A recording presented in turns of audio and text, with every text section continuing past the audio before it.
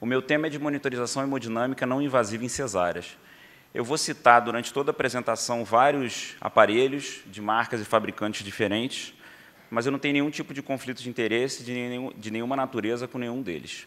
Bom, para começar mostrando a importância do tema, eu vou começar com um cenário para a gente pensar. Imagina que você está fazendo uma cesárea numa paciente com estenose aórtica, você está fazendo com bloqueio peridural contínuo, e depois do nascimento da criança, a gestante apresenta uma hipotensão marcante com rebaixamento do nível de consciência. E aí você quer tratar ela e tem algumas dúvidas. Será que ela tem uma hipovolemia pela hemorragia do sangramento durante o nascimento, sangramento uterino, associado à vasodilatação do bloqueio?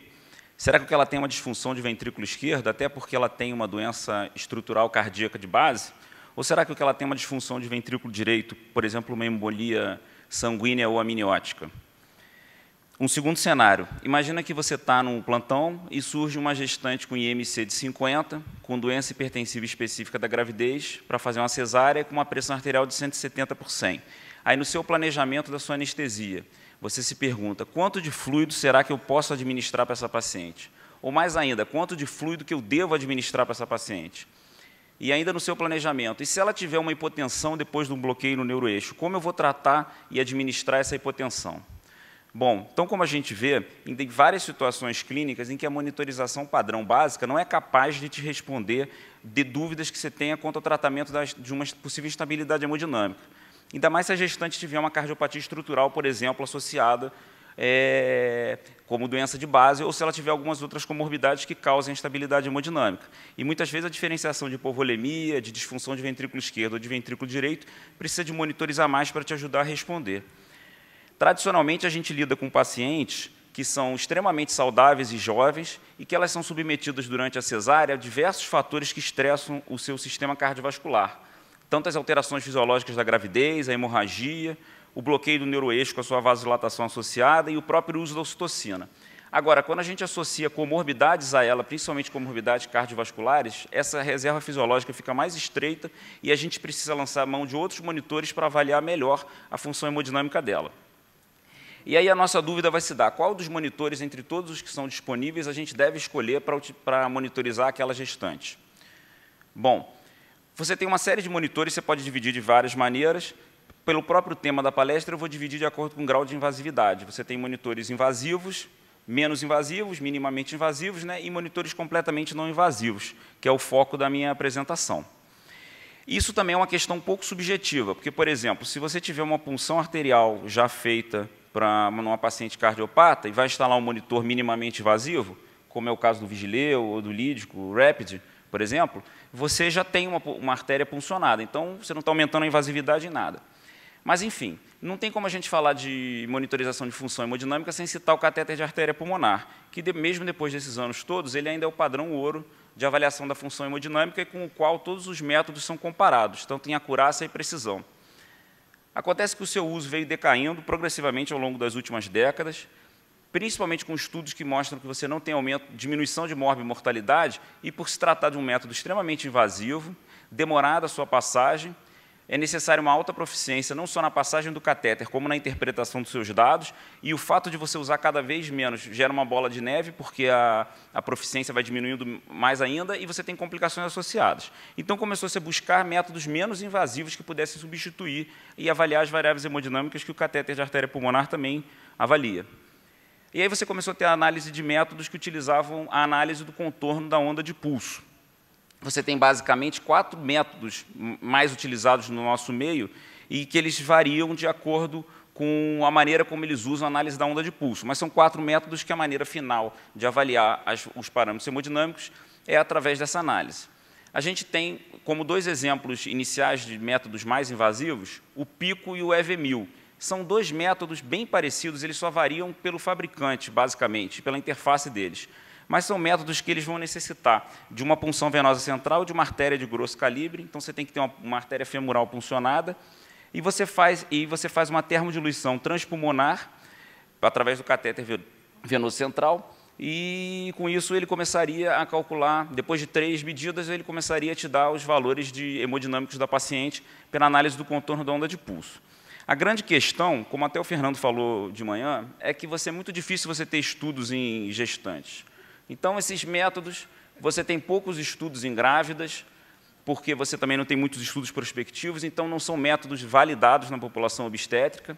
É um método que requer calibração, isso não é uma desvantagem, isso é até uma vantagem dele, mas ele requer um acesso venoso central e uma linha arterial femoral. Então, é algo que você utiliza pouco numa cesárea e fica um pouco questionável o seu uso. E por isso que você tem, a maioria do que você tem em literatura são relatos de caso, alguns bem-sucedidos com o uso dele, mas você não tem grandes estudos. Bom, aí você parte para o próximo método, menos invasivo, que seria o Vigileu e o Lídico Rapid. Assim como os métodos anteriores, a grande variação deles é com o fabricante. Eles são basicamente, o funcionamento deles é basicamente o mesmo.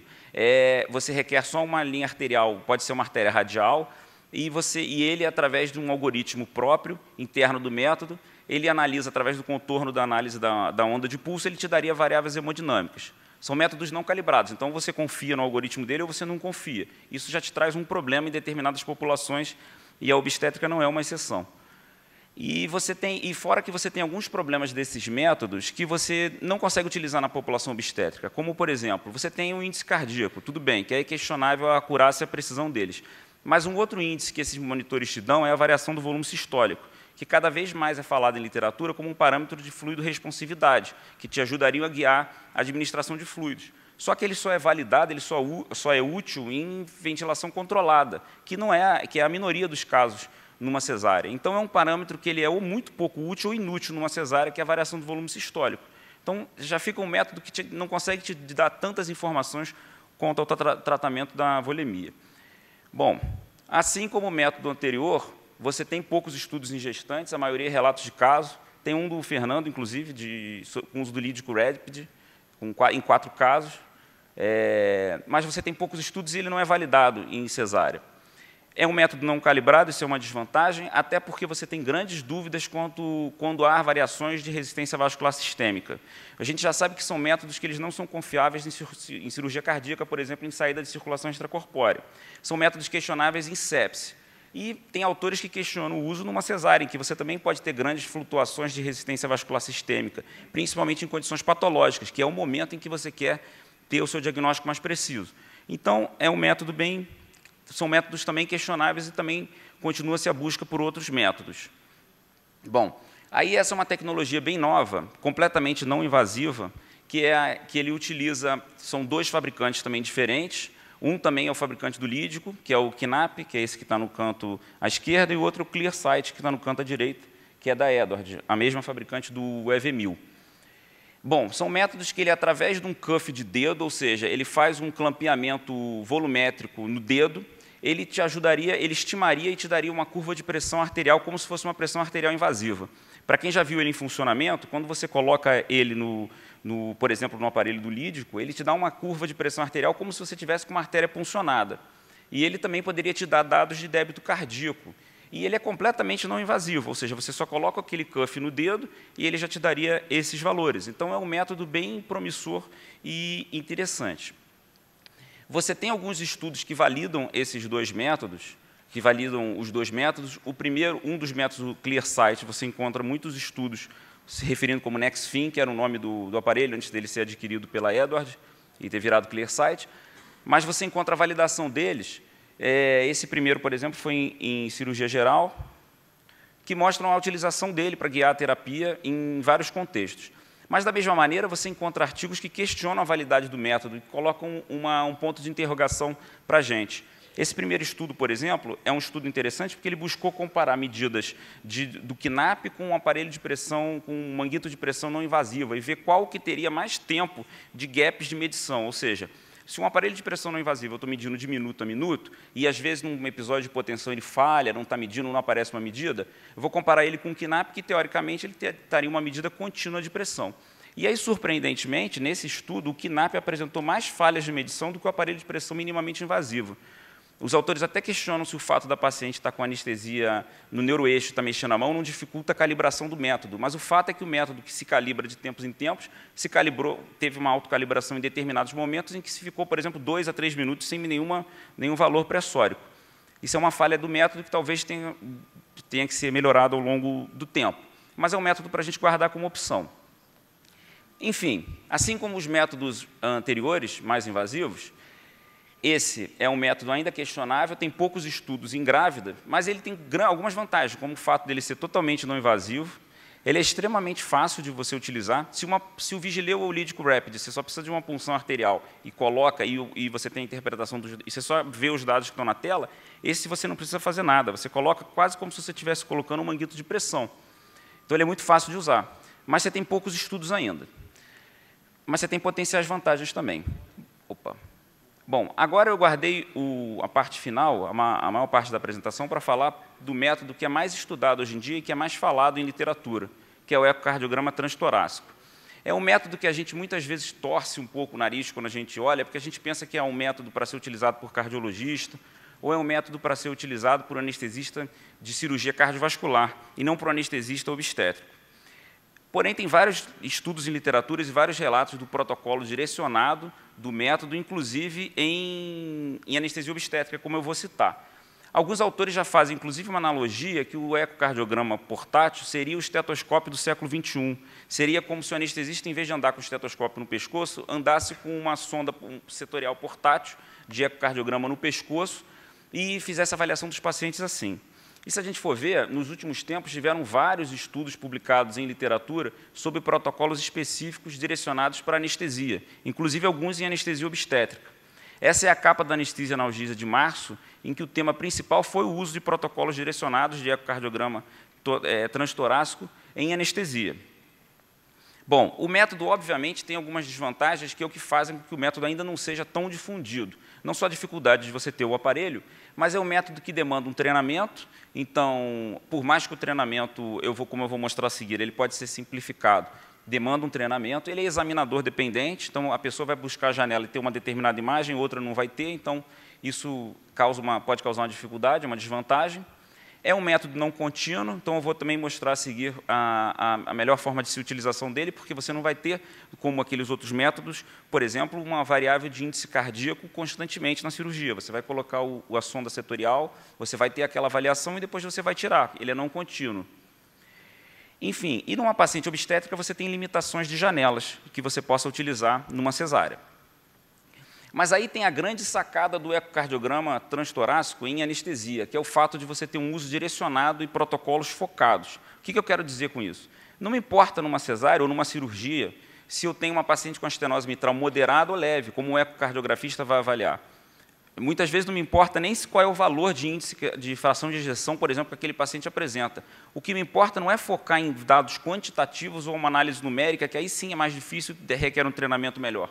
O que me importa é conseguir, com o uso direcionado, saber diferenciar grandes patologias com uma análise visual do que eu vejo, da tela que eu vejo, da janela que eu vejo. Ou seja, eu quero diferenciar com o eco simplesmente uma avaliação qualitativa, diferenciar, por exemplo, se ela tem hipovolemia, se ela tem uma disfunção de ventrículo esquerdo, se ela tem uma disfunção de ventrículo direito. Então, você tem o uso de protocolos direcionados que buscam fazer esse uso simplificado do método.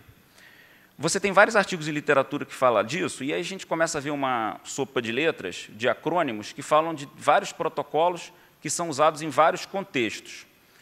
Isso eu botei aqui para a gente poder ter a noção dos vários acrônimos e dos vários protocolos, mas todos eles têm como mesmo foco uma análise objetiva do ecocardiograma em determinadas populações. Para a gente ter uma ideia, esses últimos dois o foco se fala muito, e o ROSE é um protocolo que foi descrito por a autora, Alicia Dennis, e que ele foca em população obstétrica. Então, seria um protocolo direcionado para a população obstétrica. Mas, mesmo assim, os outros protocolos, se você lê em literatura, com determinadas adaptações óbvias, você consegue usar numa cesárea. Bom, o que uma gestante vai te interferir na análise do método? O primeiro problema que ela vai trazer é que as análises do método, eles vão ter, nos protocolos focais, eles vão utilizar várias janelas, né, que é o ponto onde você coloca o ecocardiograma, e a janela, porque a visualização é como se você estivesse abrindo uma janela, e os protocolos focais, eles falam em janelas paraesternal, apical e subcostal. A subcostal já é uma limitação numa cesárea, você não vai conseguir avaliar numa paciente obstétrica, durante a cesárea, né? Então, você vai ter essas duas janelas, mas que já são mais do que suficientes para te dar aqueles diagnósticos que você precisa. A gestante tem algumas alterações que facilitam a realização do ecocardiograma transtorácico, que te ajudam, como, por exemplo, como parte das alterações fisiológicas, você tem um deslocamento anterior e lateral do coração. você tem uma elevação do diafragma. Tudo isso aproxima o coração e facilita a visualização. Você faz um desvio lateral para a esquerda da paciente durante a cesárea para o próprio deslocamento, para você fazer a descompressão aortocava. Isso facilita a visualização. Além disso, você tem menos artefatos pulmonares, porque a paciente está em respiração espontânea, sem sedação, então tem menos ar no caminho. Você pode, eventualmente, até pedir para ela fazer uma inspiração forçada e segurar o ar, que você diminui menos ainda a interposição de ar e facilita a aquisição de imagens em determinados contextos. Esse outro aqui é uma vantagem que eu vou botar aqui em literatura, que está descrito em literatura, mas eu acho uma vantagem mínima, ou inexistente, mas enfim, que é o fato da paciente estar com bloqueio sensorial torácico, ela nem sente muitas vezes que aquela sonda setorial está no tórax dela. Ou seja, o método é tão não invasivo e tão indolor que ela sabe que tem um oxímetro no dedo, mas não sabe nem que você está passando uma sonda setorial no tórax dela, porque ela está com bloqueio sensorial. Mas isso saiu de menos, é menos importante. Bom, então, agora, nesses minutos finais, eu vou mostrar brevemente alguns exemplos de janelas e de uma introdução básica de o que você faz com o método e como, para a gente ver como esse método pode ser útil na avaliação da monitorização hemodinâmica. Como eu falei anteriormente, você tem aquela limitação de janelas, então, na cesárea, o que você vai fazer, basicamente, é colocar a sua sonda setorial do ecocardiograma nessa visão paraesternal e nesse ponto apical. Você vai ter aquisição, basicamente, de 3 tipos de imagem nesses dois. 2 na janela paraesternal e 1 na janela apical. Só para a gente ter um exemplo, se você coloca a sua sonda setorial entre o 3º e o 5º espaço intercostal esquerdo, na borda lateral do externo, com a marquinha da sonda apontando para o ombro direito, você vai estar cortando o coração no seu eixo mais longo. Você vai estar cortando ele como se você estivesse cortando, visualizando o eixo longo dele dessa maneira. Você teria essa visualização aqui do coração. Então, você conseguiria ter uma visualização de átrio esquerdo, de ventrículo esquerdo, de válvula mitral e aórtica, trato de saída do ventrículo esquerdo e um pouco do ventrículo direito. Já não é a melhor das janelas. Aqui está um exemplo até de medidas numéricas que, como eu falei, a gente não precisa fazer. Não é a melhor das janelas, mas é uma janela que já te possibilita fazer uma aquisição de imagens e ter uma avaliação já global de função ventricular. Tem um fenômeno, né, que pode acontecer em ecocardiograma, que é fácil de você identificar, chamado kissing heart, que é como se as paredes do coração estivessem beijando, batendo uma na outra. Quando você vê isso durante o ciclo cardíaco, é um indicativo de hipovolemia, como se o coração estivesse batendo a seco. O ecocardiograma também, ele parte de um princípio que você vai utilizar diferentes visões ou diferentes janelas, às vezes, para você confirmar o que você viu em uma. E aí você vem à janela mais importante, que eu acho que se você utilizar ela em algumas vezes, você já fecha o diagnóstico em pouco tempo. Se você pega essa sonda setorial, que está apontando para o ombro direito, e gira ela 90 graus e passa a apontar para o ombro esquerdo, em vez de você cortar o coração paralelamente ao maior eixo, você vai cortar ele perpendicularmente. Você rodou ela 90 graus. Então, você vai estar vendo no chamado eixo paraesternal curto, ou seja, a sonda setorial que estava apontando para cá, aponta para cá. Olha só a visão que você consegue ter. Você consegue ter a visão de todas as paredes do ventrículo esquerdo e do ventrículo direito ao mesmo tempo. Então, você consegue avaliar facilmente quando você tem um treinamento para aquisição das imagens, mas quando você tem, rapidamente você vê a função ventricular global, você vê se ele está com aquele coração dilatado, contraindo pouco, você vê se ele está contraindo bem. Você pode ver se ele tem uma disfunção segmentar, até com uma isquemia, porque você está vendo todas as paredes, e você tem um parâmetro comparativo de ventrículo direito e esquerdo. O ventrículo direito é mais ou menos 2/3 do ventrículo esquerdo. Então, se o ventrículo direito está aumentado, então se o septo interventricular, durante a sístole, ele está se abaulando para o lado esquerdo, isso tudo é indicativo de sobrecarga de ventrículo direito, que pode te ajudar no diagnóstico. Então, percebam que, muitas vezes, só colocando a sonda aqui, você já vai ter um diagnóstico diferencial de hipovolemia, de disfunção de ventrículo esquerdo, global ou segmentar, ou de disfunção de ventrículo direito. A última das janelas seria a janela apical, que seria você colocar a sua sonda setorial no ápice do coração, com a marquinha dele apontando para 5 horas no relógio. Aí você veria as 4 câmaras do coração ao mesmo tempo. Também seria uma boa maneira de você avaliar a função global dele como um todo e ver a relação deles e como está funcionando. Bom, então, para encerrar a minha apresentação, o que eu mostrei é que a gente, em vários casos, você não consegue, com a monitorização básica, definir qual é o que o paciente está acontecendo para você tratar ele da melhor maneira possível. Você tem vários métodos de monitorização hemodinâmica que vão variar de acordo com a precisão, com a acurácia e com a disponibilidade que você tem deles. Porém, de todos eles, o mais promissor é o ecocardiograma transtorácico. Eu não estou falando nem de uma questão de se o ecocardiograma vai ser incorporado no dia a dia do anestesista. O que eu estou falando é quando o ecocardiograma vai ser incorporado no dia a dia do anestesista, porque ele é um método extremamente vantajoso. Então, se a gente não se preocupar, faz parte do treinamento do anestesista obstétrico ou dos grandes serviços de anestesia obstétrica, a gente procurar dispor do método e procurar fazer um treinamento no uso dele. Se a gente não fizer isso, a gente pode acabar que nem os dinossauros. Dizem que eles foram extintos por um meteoro, né, mas, na verdade, foi porque eles perderam a Arca de Noé. É isso. Eu queria terminar convidando todo mundo para ir para a JASB, que vai ser no final de junho, no Rio de Janeiro. Obrigado.